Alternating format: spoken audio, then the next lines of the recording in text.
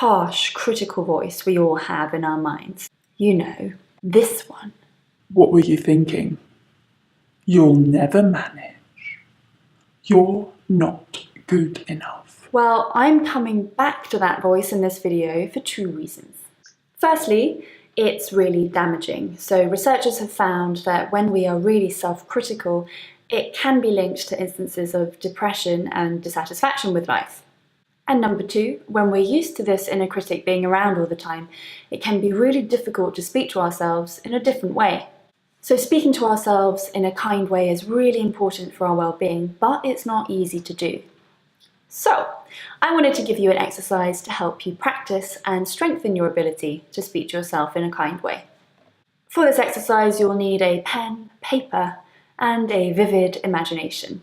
So first up, think of something that you're struggling with, that you struggle with in general about yourself. It can be anything. It could be looks or something you did or said or didn't do. And notice what that critical voice in your mind has been saying to you about this thing.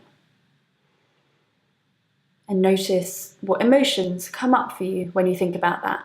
Next, dream up the most wonderful imaginary friend. So this is someone who is wise, loving, kind, understanding.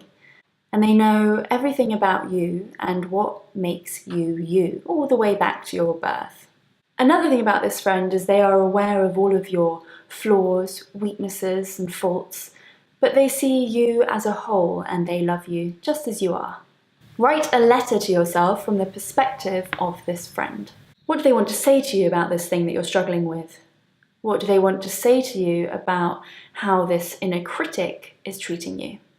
Do they want to say anything to remind you that you're only human and no one is perfect?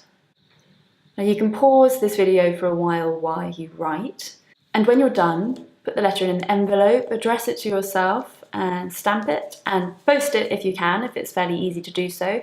Otherwise, you can just fold it and put it away for a few days. Okay, so now imagine it's a few days later and you're coming back to your letter. What I want you to do sounds fairly simple, but sometimes it takes us a while to really sort of open up to kindness and love. So give yourself some time, read the letter through slowly, and just see if you can let these kind, understanding, wise words sink in. You can come back to this letter and read it whenever you need, and you can write yourself other letters about other things that you're struggling with from this wise and caring friend whenever you need.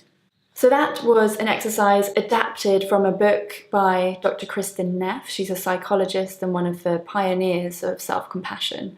I'll be coming back to talk about her lots more in future videos. But for now, thanks for watching.